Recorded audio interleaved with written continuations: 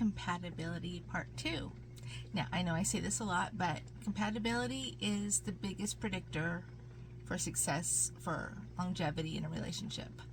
And there's a lot of components that go into compatibility. It's not just one thing, it's many things. But the first key is the core values. Super important. And you may, think, well, what does that mean? It means basically the same fundamental beliefs as far as life. You know what I mean? You have to align with somebody. You have to have, like-minded thinking is important in a relationship. That's a good starting point. And sometimes it's hard to get this on a first date because you're only supposed to keep the first date to 1 hour, right? There's a reason for that. Anyway, but there are some shortcuts. I'm going to share that with you. The best, for me, in my opinion, the best way to get to know somebody without, coming across as like you're doing a job interview, you're not going to learn very much from small talk. Avoid small talk on the first date. There's really no point to it. It's kind of like, what do you get from it?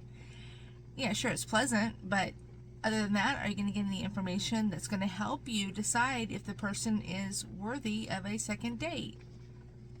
Probably not. Unless they're like an extreme somehow and you're like, no, hell no.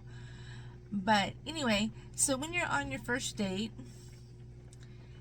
use hypotheticals. I love hypotheticals. Hypotheticals are a great tool to use to get to know somebody without appearing to be overly invasive.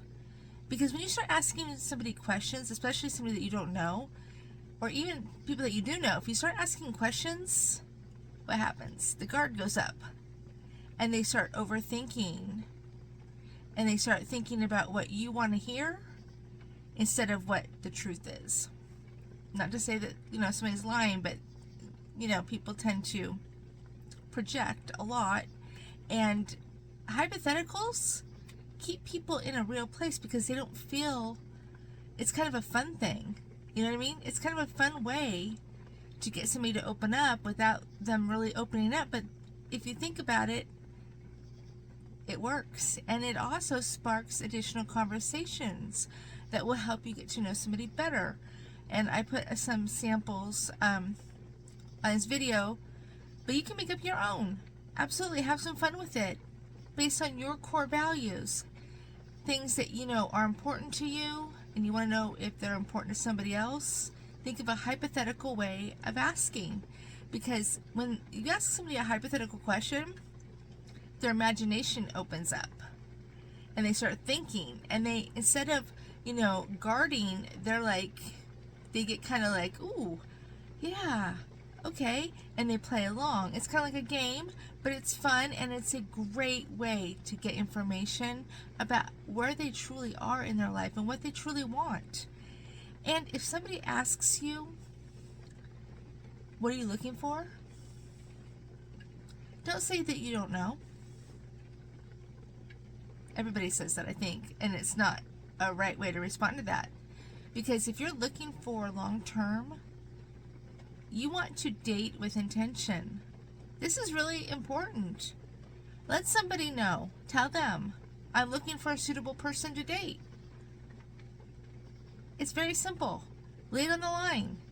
What do you have to lose? Be honest. Be true.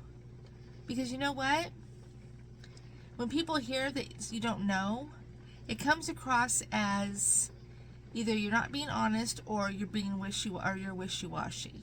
And if you're giving that vibe, it's going to be difficult probably to get a second date. So don't even, just be truthful. I'm looking for a suitable person to date. Try that. Be truthful, and pay attention to how you feel when you're with them, and also when the date is over. Good luck.